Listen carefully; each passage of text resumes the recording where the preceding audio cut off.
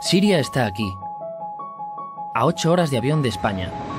Es la mitad de grande y su población se concentra aquí. ¿Por qué?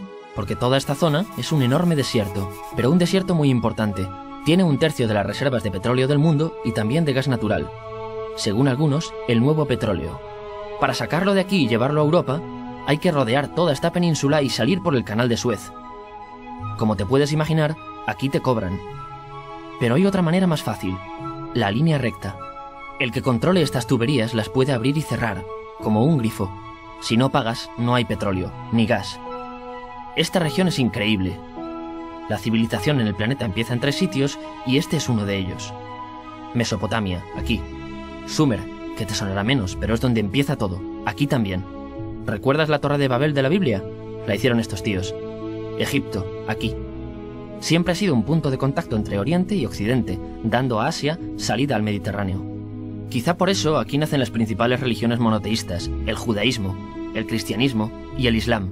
El islam es el último que llega y de hecho acoge a las 2 anteriores. Adán, Noé, Moisés, Jesucristo son considerados profetas islámicos. Bueno, al grano. Como la zona es brutal, todos han querido controlarla y siempre ha estado dentro de algún imperio.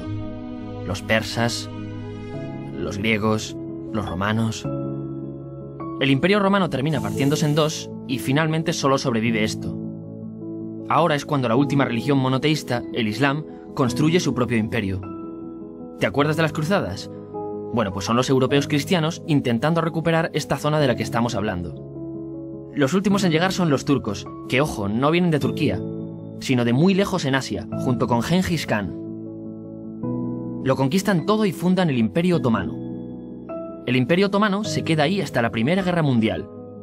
600 años. Cuando acaba la Primera Guerra Mundial, aparecen pequeños países donde antes estaba el Imperio Otomano. Y por primera vez vemos a Siria en un mapa. Hasta ahora la habíamos dibujado para no perdernos. ¿Y quién se inventa estos países? Bueno, lo que te voy a contar es alto secreto. O lo era en 1916. Este súper secreto se llama Acuerdo de Sykes-Picot. Los franceses y los ingleses no podían derrotar solos al Imperio Otomano. Solo podían si les apoyaba la gente que vivía dentro. En su mayoría, árabes. ¿Cómo se los ganaron? Pues les prometieron la Gran Arabia, un país solo para ellos. El único problema es que era un timo. Antes de seguir, recuerda una cosa. Los árabes son un pueblo, pero no una religión. O sea, un árabe puede ser musulmán, puede ser cristiano, y antes del Islam parece que hubo tribus árabes con tradiciones judías.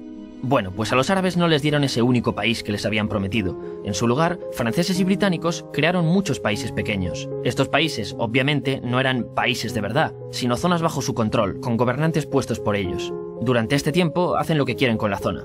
Recuerda que hay petróleo. Siria, aunque no tiene grandes reservas, tiene fácil salida al mar. Y Francia, que es la que se ha quedado con Siria, se lo da a compañías extranjeras.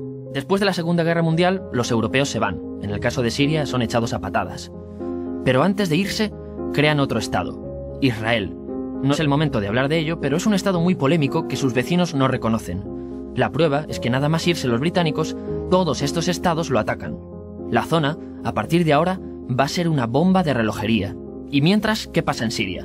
Bueno, pues no es muy estable. Tiene golpes de estado constantes. En esa época, aparece en Siria una ideología que se hace con el control y se expande por el mundo árabe, el Ba'ath. Esta ideología mezcla el antiguo sueño de una sola nación árabe con ideas socialistas. Y algo muy importante, es laica, o sea que no es religiosa. Siria se llega a unir con Egipto, un país con el que no tiene frontera. Pero no es algo raro, muchos de estos países intentan hacerlo también. Como recordarás, a esta gente se le había prometido un solo país y las ganas las seguían teniendo. Pero la unión falla. En este tiempo, Egipto les convence para nacionalizar el petróleo. En Siria, Al-Assad, el padre del Assad de ahora, se convierte en jefe del estado Ba'ath. En Irak, también Ba'ath, comienza a ganar fuerza Saddam Hussein. Las diferencias entre ambos países dividen a los partidos Ba'ath de otros países en pro-Siria o pro-Irak. Ahora ocurre la Guerra Fría. El mundo se divide en 2, o eres de Estados Unidos o de la Unión Soviética. Son años muy movidos en los que se pegan constantemente con Israel, invaden su vecino Líbano y comienza una oposición islamista al régimen Ba'ath de Assad. Los hermanos musulmanes. Vale, volvamos atrás un momento. Recuerdas que la mayoría de árabes eran musulmanes, ¿verdad? Bueno, pues dentro de los musulmanes hay 2 ramas fundamentales. Suníes, la mayoría, y chiíes. En el caso de Siria, a pesar de ser un estado laico, los gobernantes como Assad y los jefes militares eran chiíes, los cuales representan menos del 13%. En cambio, casi el 70% de la población es suní. Un dato curioso es que los cristianos son casi el 10%. Que los chiíes controlen el gobierno y ejército mosquea a la población suní, y ese sentimiento es aprovechado por los hermanos musulmanes, islamistas radicales suníes. Estos toman las armas en la ciudad de Hama, en contra del gobierno, y Assad acaba con la revuelta a costa de matar miles de civiles y encarcelar a mucha gente.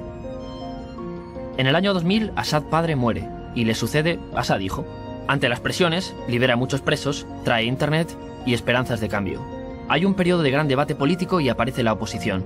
También vuelven los hermanos musulmanes. Los siguientes años son difíciles. Arrestan a la oposición. Y Bush incluye Siria en el eje del mal, y esto la aísla. Está mal visto negociar con Siria.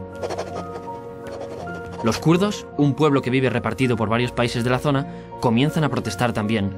Hay represión y muertos. En 2011, te sonará esto, ocurre la Primavera Árabe. ¿Qué es esto? Bueno, es una protesta que se va propagando por todos los países árabes pidiendo más democracia.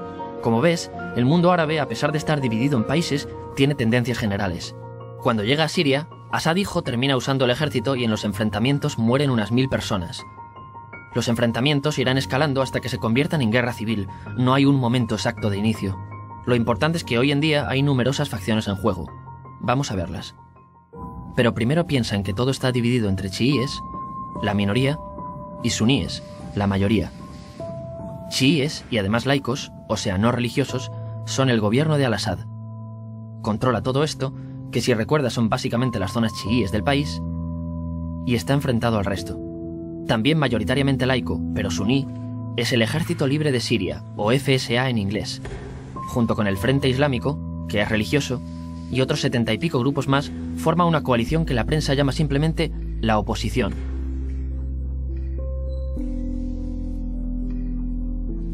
También suníes e islamistas, pero radicales, son Al-Nusra, llamados Al-Qaeda en Siria porque son básicamente eso, Al-Qaeda en Siria. Otros islamistas radicales son el ISIS o Estado Islámico.